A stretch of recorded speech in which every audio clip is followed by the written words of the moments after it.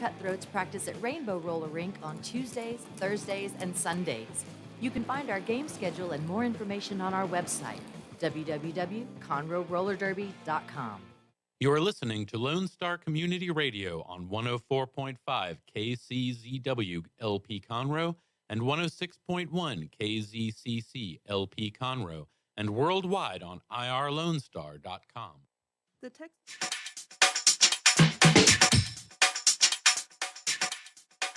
Let's begin now.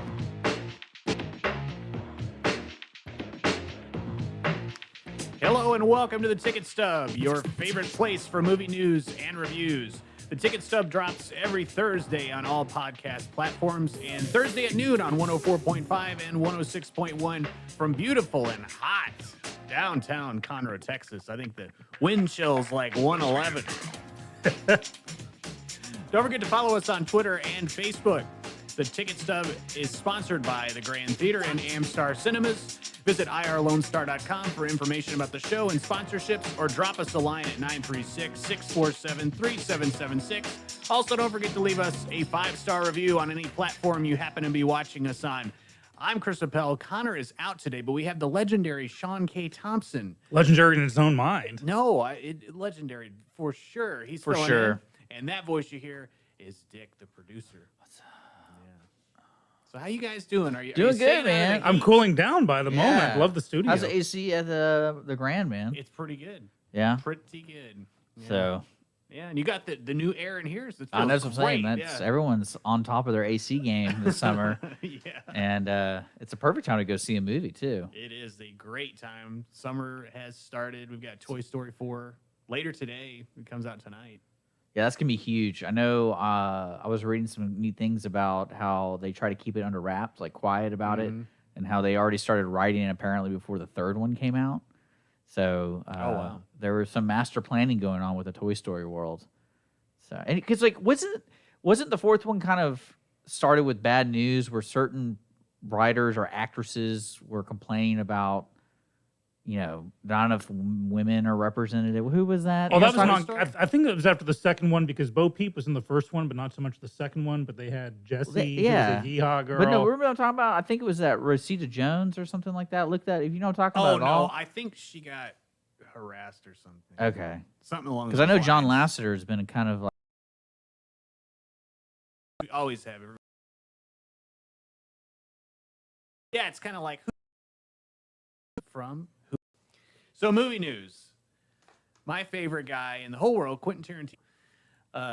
And you wouldn't be able to do this with this Star Trek movie, with it being rated R, I wouldn't think. And I mean, I don't know if it's going to be. I'm assuming with him it's violence and not, well, violence and language, I guess. But I don't know, Sean. What are you thinking?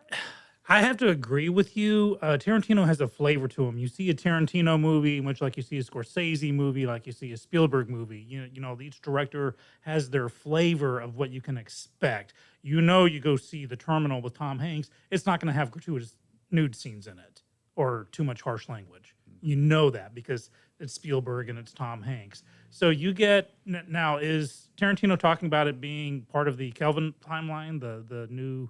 I doubt J.J. Abrams, or is this going to be a standalone with different characters? I would imagine it's probably a standalone. But it would probably have Kirk, Spock, all those guys. I would imagine.